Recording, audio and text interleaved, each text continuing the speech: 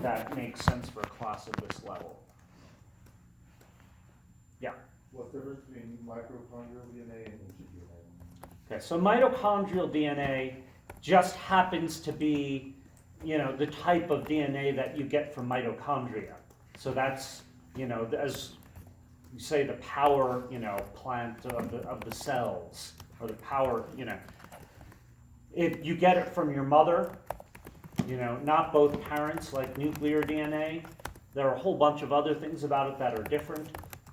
But anyway, the mitochondrial DNA, like all DNA, shows, greatest variety in Africa, shows, that there's greatest genetic distance between African populations and other populations. And also, when people did the Neanderthal DNA with it, it was really different. Okay? That's one of the reasons why initially they said Neanderthals were a different species. It turned out when they did the nuclear DNA, though,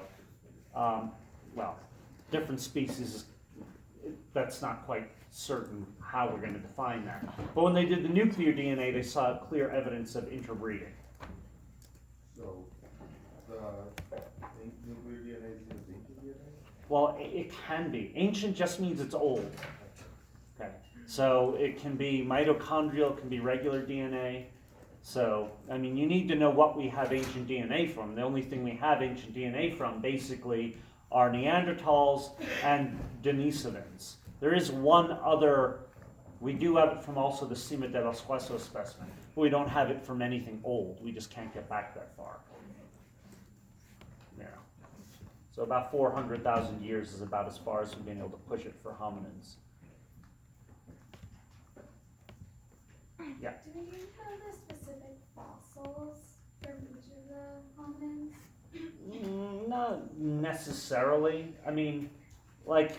It is theoretically possible that one of the questions on Afarensis could talk specifically about Lucy.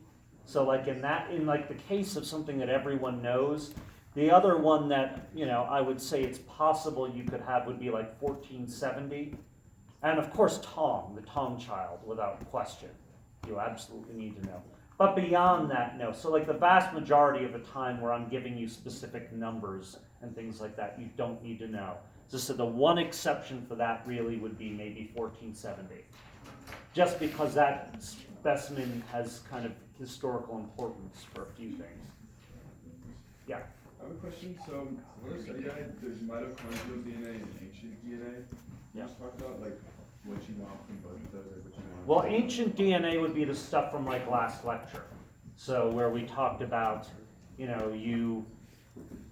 on the one hand, when we first got ancient DNA, it was mitochondrial DNA, and that was the stuff that made people think that Neanderthals were not very closely related to us at all, and that there was no admixture, no intermingling, no exchange of genes. Ultimately, when they got the nuclear DNA from it, it looked like there was some introgression. The other bit from ancient DNA would be that we not only have it from Neanderthals, we actually have it from these Denisovans, right? It taught us that it looks like Denisovans and Neanderthals split about 600,000 years ago, and our lineage split from both of them about 800,000 years ago. The other key thing to know is that we don't have anything really ancient, As I said, we basically have Neanderthals and Denisovans. One kind of outlier is Cima de los Huesos, which some people now will call a very early Neanderthal. But we don't have any Australopithecus or anything. So those are the kinds of things that you need to know. Yeah. The strong thing with Tong child is that pushed back people from wanting to believe it was just how human-like they were in their connection to Africa. Well, there were a bunch of things. One, it was thought to be juvenile. Well, what is juvenile? And we know juvenile apes and humans look more similar to each other than adults do. So the problem is some of the similarity could have been just the fact that it was young. Two, it was thought to be too young, geologically young. It was thought that it was recent enough that we already had stuff that looked more human than it, that it was older. That was a mistake, but that's what people actually thought at the time. Those are, sort of big empirical reasons. why it wasn't believed. On the other side, there are things like Piltdown, which suggested that, the brain got big, very early in human evolution. And bipedalism maybe developed fairly late. But Tong sort of suggested that, well, actually the brain was still really small in the grand scheme of things, even after bipedalism. So those are sort of the big, the major empirical reasons. There were some more personal side things, but I tend to not test on those. I tend to test on the ones that were the big empirical stumbling blocks, or the or big theoretical stumbling blocks. Yeah. Can you explain Homo naledi and to what extent is that going to be on the Homo naledi is one of the hardest because, as I said, its test still isn't 100% made yet. It's getting close. Homo naledi won't be figured in a big way. If it's there, it will be things like, that's the recent stuff from South Africa, right, that had to be excavated by people who were really small and thin, and that is argued to be potentially a very early Homo ancestor that now it looks like is actually quite late, at about 250,000 years ago.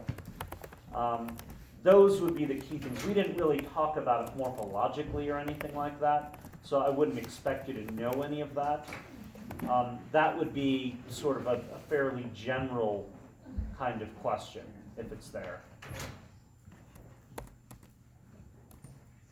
Even Sediba, which is sort of related to, I throw it in the same way, we don't have a lot, other than the fact that, well, that's around 2 million years old, and some people have argued that potentially that would be a good ancestor for Homo.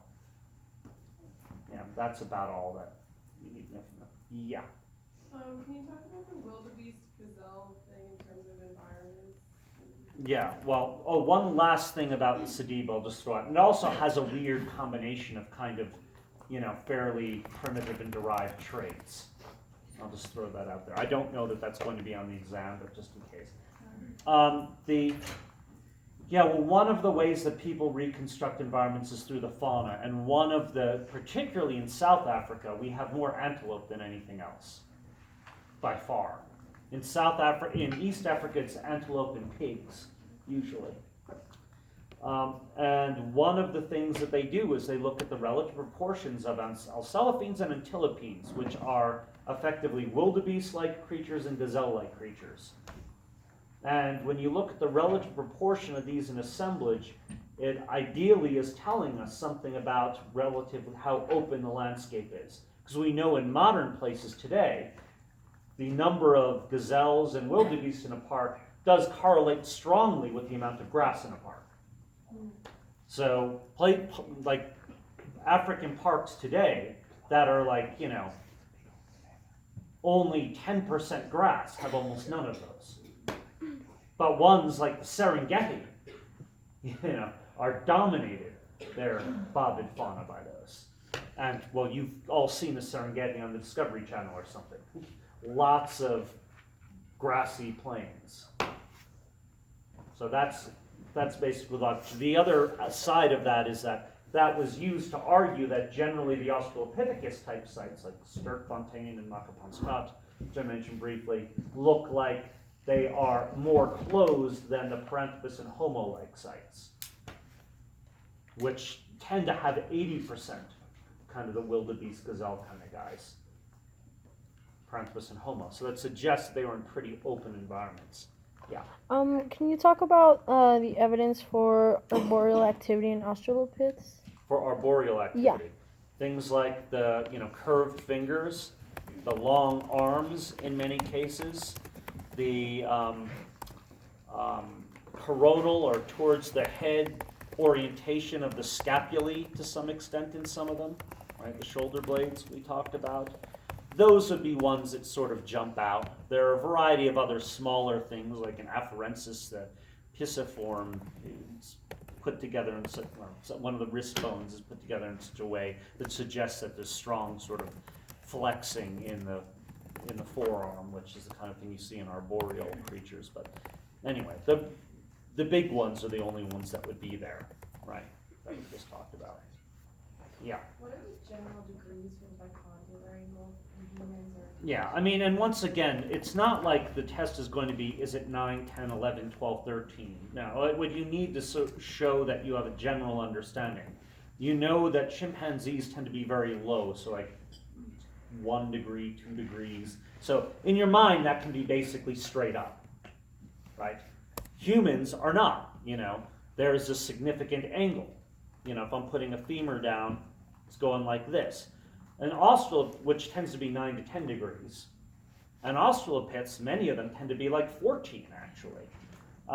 Once again, I don't really care about the angle itself. If you kind of know it's more than humans, that's probably enough. So, if you know the human number and you know it's more than that, you're fine. Yeah, can you just talk more about like the muscles and bones for bipedalism? Yeah, well, so the muscles is the smaller bit because we didn't talk about many of those, right? And the ones we focused on were the lesser gluteals, so gluteus medius and minimus, right? And those are the ones that function in us as abductors. So they're the ones that keep us from sort of spilling over when we're on one leg, okay? The gluteus maximus is not heavily involved in human walking under normal, flat, easy conditions.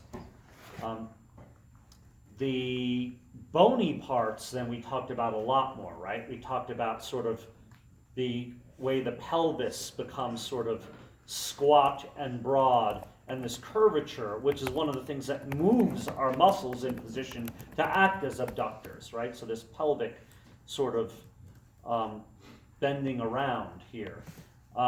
We also talked about the bicondylar angle, right? So that's another bony bit. When you put the femur down, you see the evidence that the femora are going like this, out to the bone joints, right? We also talked about things like the patellar notch, right? And, there's an extended lateral lip projection to the patellar notch that helps prevent the patella from dislocating, because these muscles, because we're at this angle, tend to pull the patella out laterally. We also talked about things like the longitudinal arch of the foot, which acts as sort of a spring mechanism. The lack of a divergent toe, big toe. Like I think I mentioned, like a big heel. That bone is actually relatively large in humans. The big toe is huge. But anyway, it would be most of those big ones that we've talked about time and time again are the ones you're most likely to get on the exam by far. I mean, there's a lot more than that, but What are you for earlier used by Homo sapiens? earlier tools by Homo sapiens? Well, we talked about what we talked about yesterday, basically. And that's like when I pointed out at COFSA, right, where they were getting this early Homo sapiens. They weren't making these crazy upper Paleolithic tools. It was Mousterian stuff. So a lot of the very earliest evidence we have of anatomically modern humans, they're not in fact necessarily making anything more sophisticated than we see with Neanderthals. There are a few exceptions where we do get anatomically modern humans making things that do seem to be a little bit sophisticated earlier, but not as a general pattern. So that's basically it. Later on, of course, all these upper Paleolithic industries, that's something that flourishes when we only have anatomically modern humans around. Yeah? What exactly are we going to need to know about the carbon or the potassium? Well, I would always know things like, what you're looking at. So, potassium to argon 40, what the half-life is, so that's 1.3 billion. I would know what you're dating, and that's, obviously volcanic materials, rocks, things that have been heated up, volcanic glasses, those kind of things work as well, because they just lose any gaseous argon and reset the clock to 0, so then any argon you have in your sample is accumulated only after formation through radioactive decay. So that would be the kind of thing I would know. Also, in that case, because you are dating these things, and often volcanic tuffs, for instance, you're not dating the fossils directly. You never date the fossils directly, pretty much, with those techniques. Except in the very rare instances where you actually get that stuck on a fossil. Even then, it's not really dating the fossil directly. You might suppose that that's been, the fossil died in it or something, but you don't know that. It could have come afterwards. Whereas radiocarbon, you're going to know the carbon-14, nitrogen-14, 5,730-year half-life, all organic materials, so bone, wood, charcoal, things that were once living, usually you date. So you can date fossils directly, potentially with that, and then it doesn't go back very far in that case, right? We don't date anything usually past 50,000 years.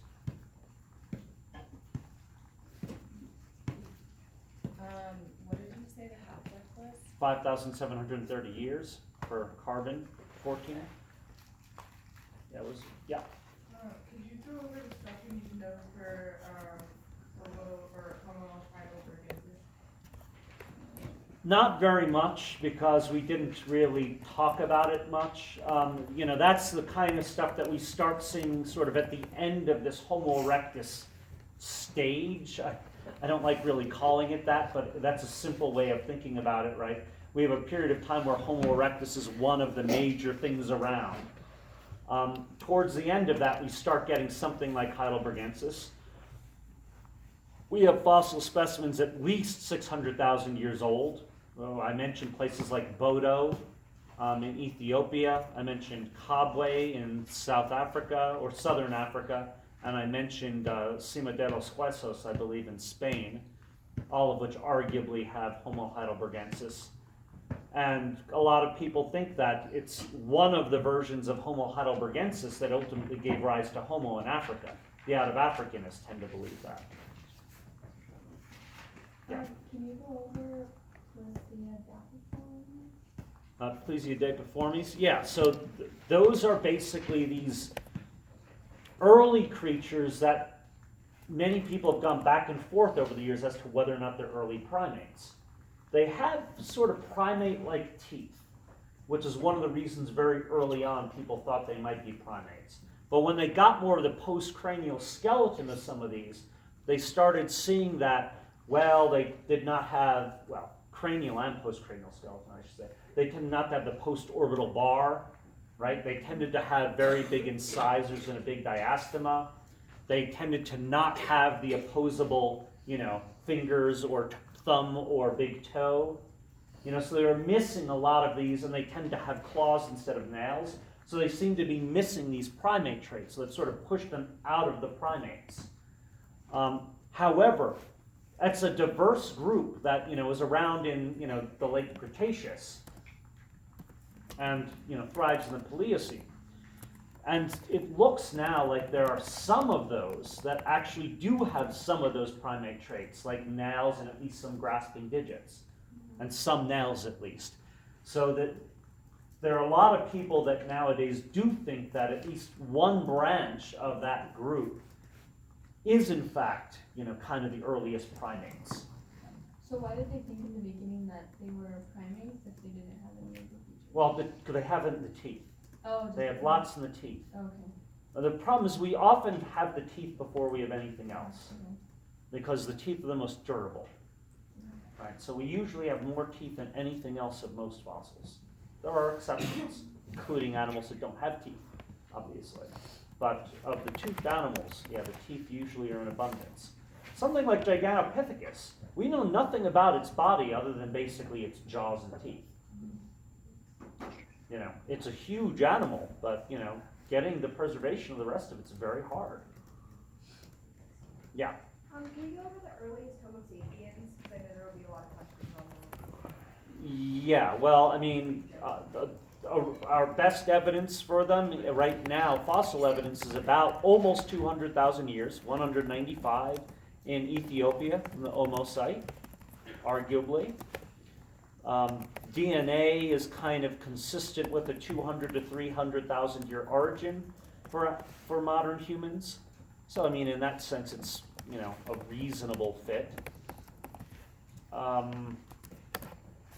we already mentioned things like the early stone tools, like the early ones of Homo sapiens. It's not like we first see them and they're making these ridiculous Salutrian laurel leaves or things like I showed yesterday.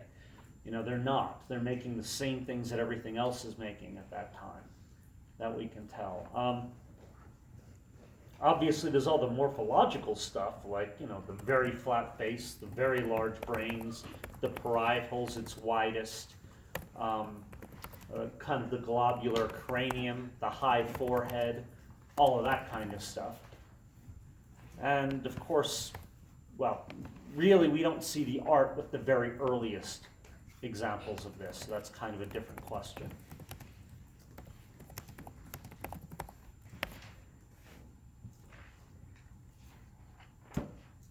Yeah. Can you talk about it briefly, like the difference between the Africa theory and the Regional continuity. So the out of Africa, basically the idea is that, here, just to sort of draw it again, at least the one. So the multi-regionalists basically say, so there's a whole bunch of stuff happening in Africa, right? And then whatever it is, you wind up with Homo erectus here. So this is Homo erectus. Okay? Then they say Homo erectus leaves Africa. Now really everyone agrees to this point. Okay? But then they say, well, people go to Europe, people are like, you know, Central Asia, Asia. But these are basically all one huge population effectively, with interbreeding back and forth.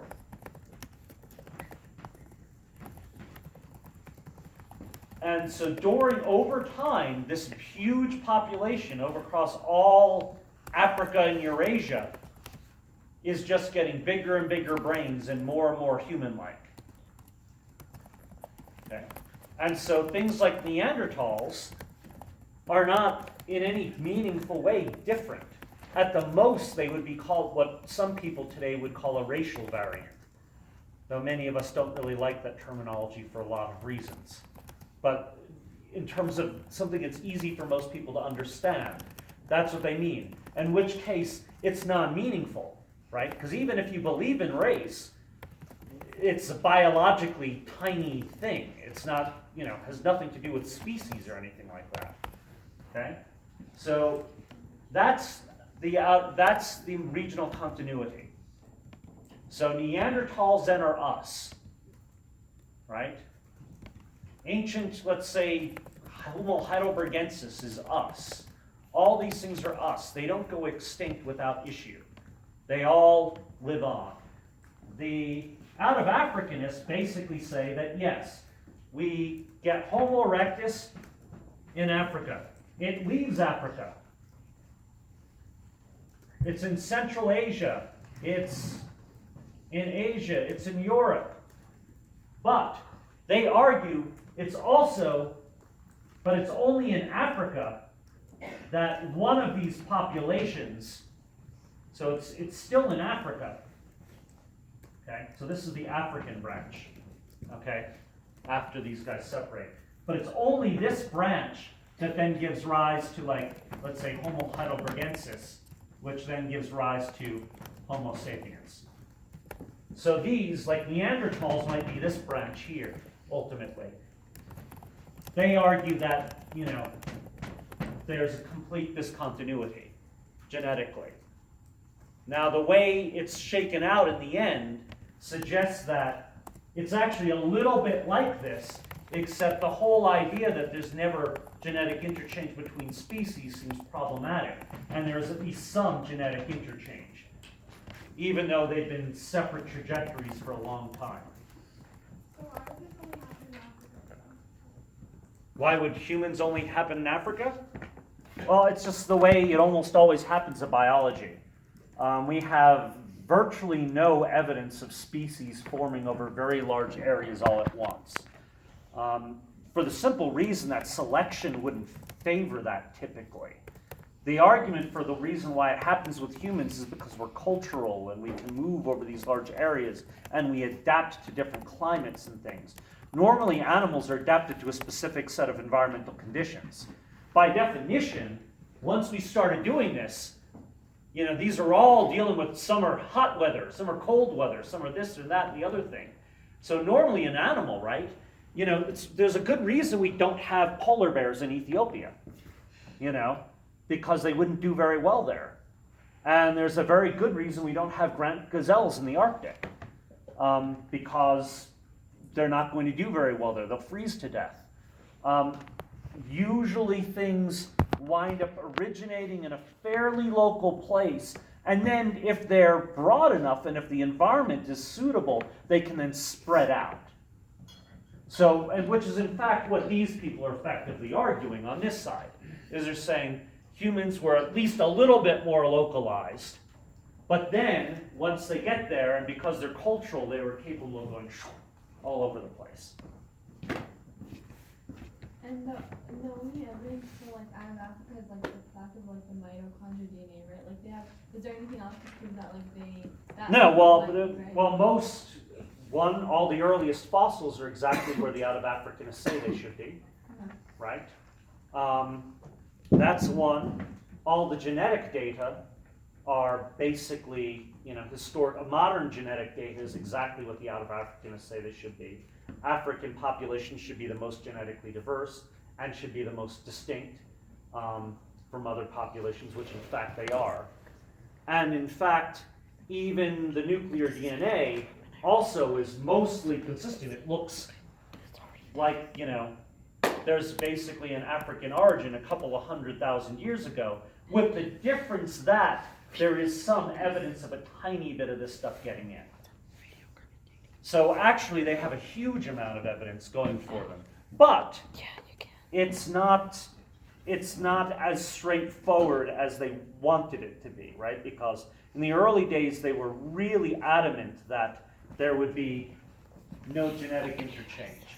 Part of this, though, also had to do with the way people thought about species concepts.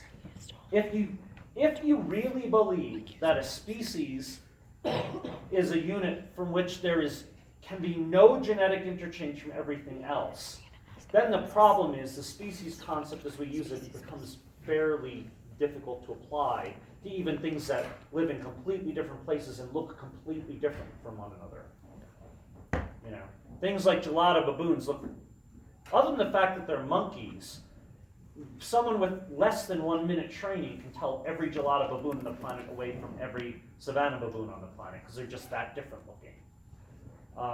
And yet we do know that theoretically, well, not just theoretically, in reality, they do occasionally interbreed.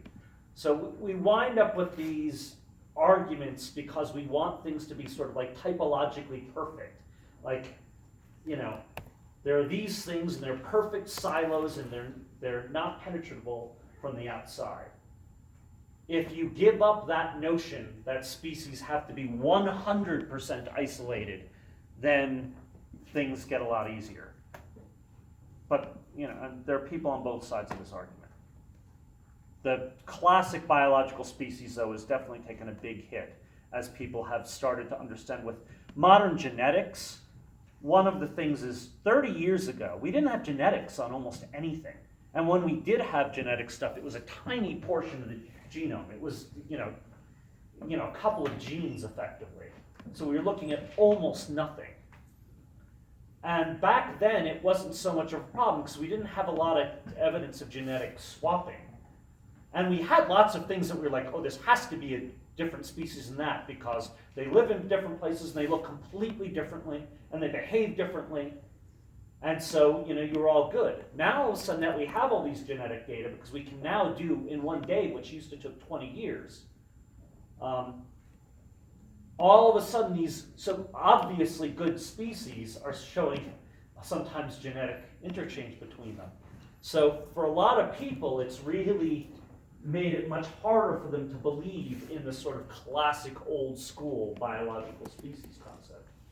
And that's one of the reasons is that as we have these conversations, it's the way we're even defining the baselines is also changing a little bit in many people's minds. That's tough. Yeah. Can you talk a little bit about early hominin habitats? Yeah, and So we just mentioned the one bit, for instance, the Australopithecus, there's good evidence that Australopithecus was in relatively more wooded environments than Homo and Paranthropus from things like the gazelles and the wildebeest. That's one thing. We also saw some evidence of that in pedogenic carbonates, right, where Lucy in her time, it looked a little bit more woody than some of the later Paranthropus and Homo sites. We also saw, though, that earlier on, the pedogenic carbonates suggested things were actually quite open, right, going back to 4 and 6 million years ago. The other thing, too, is that, it's pretty clear that overall, hominid environments were probably neither treeless savannas or forests. There's some mix, clearly, in almost everything that we're seeing, and they're usually associated with water. I mean, yes, one can spend a lot of time in getting into the details of individual sites, but that's clearly beyond what we need to do for this course. Yeah. Was Boise completely ruled out to be a toolmaker? No, I mean, we have, other than the fact that people would much rather Homo be the toolmaker, we don't have any really good reason to say Boise wasn't a toolmaker. We can't say it wasn't. People, I guess this is the thing. Most people are like, well, Homo was a toolmaker. Why? Because it's Homo and it has a bigger brain. But we can't demonstrate it for any beyond that. Because the problem is, even at sites, if you only have Homo there, we know Paranthropus was running around. We really cannot, unless you basically have the hominid with the stone tool in its hand. Ideally, like the core in the one, the flake in the other, so you can really tell they were making it. Like, you don't know. To most people, it makes sense that Homo was clearly a toolmaker. And they think it's reasonable, given that it looks like Boise looks like such a specialist, maybe in certain things, that maybe they were less focused on tools. But yeah, that's about all you can say. What's reasonable or not? We can't demonstrate much. Can you talk about incisors and diet? Well, small incisors tend to be associated with folivory, large incisors with frugivory. The exception being the smaller incisors you get with animals that eat small fruits, and these include like dry fruits and things like seeds, right? Like a blueberry or a nut, you don't eat with your incisors. You just throw those in the back. So small things are done that way. So that's the incisor bit. Sort of, it's the folivory to frugivory thing, but there's a size issue. But if you're eating large fleshy fruit, you have big incisors. Yeah. For earliest primates, it's kind of like a broad thing, so what should we know from the Well, our genetic evidence suggests that the earliest primates are way